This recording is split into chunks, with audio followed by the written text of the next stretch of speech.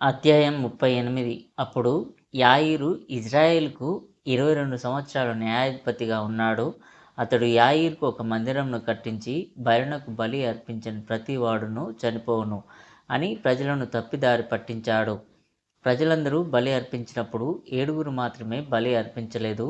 వారి పేర్లు దేఫాలు, అబీస్డ్రెల్, గెటాలిబాల్, సిలూమి, అస్సూరు, యెహోనాదాలి, మెమీహేల్. అతడు యాయీరుతో ఇలా అన్నాడు: ఇదిగో, మన పూర్వీకులు మనకు మన తల్లి దెబోరాకు ఆజ్ఞాపించిన ఆజ్ఞలను మేము జ్ఞాపకం చేసుకున్నాము. మీ హృదయాలను కుడివైపుకు గాని ఎడమ వైపుకు గాని మళ్లించకుండా పగలు మరియు రాత్రి యెహోవా ధర్మశాస్త్రాన్ని పాటించండి. కాబట్టి ఇప్పుడు నీవు యెహోవా ప్రజలను చెడగొట్టి వారిని మోసం చేస్తూ, బయలుదేవుడే మనం అతన్ని పూజిద్దాం అని ఎందుకు చెబుతున్నావు? ఇప్పుడు నీవు చెప్పినట్లుగా అతను దేవుడైతే అతను దేవుడిలా మాట్లాడనివ్వండి. అప్పుడు మేము అతనికి బలి అర్పిస్తాం. యాయీరు, వారు బయలును దూషించారు కాబట్టి వాటిని అగ్నితో కాల్చివేయుడి అని అన్నాడు.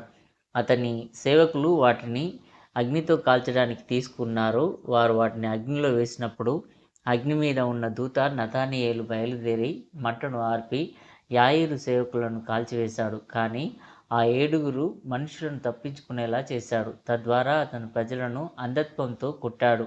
యాయీరు ఆ స్థలానికి వచ్చినప్పుడు, లేదా అది యాయీరు స్థలానికి వచ్చినప్పుడు అతను కూడా కాలిపోయాడు.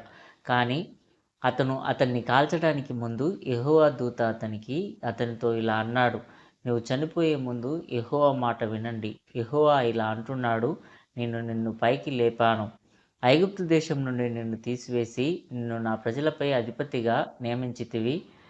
కానీ నీవు లేచి నా నిబంధనను చెడగొట్టి వారిని తప్పుదారి పట్టించి నా సేవకులను అగ్నిలో కాల్చడానికి ప్రయత్నించావు.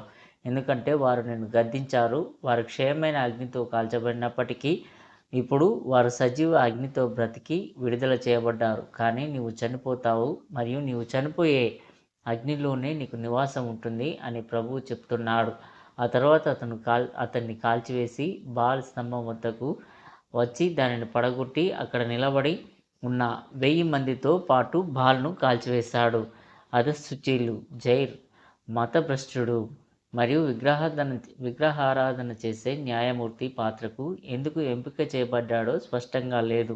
3 పిల్లల కథ డాన్ 3 మరియు బహుశా మక్కేబేయాన్ అమర వీరుల కథ కూడా రచయిత మనస్సులో ఉంది.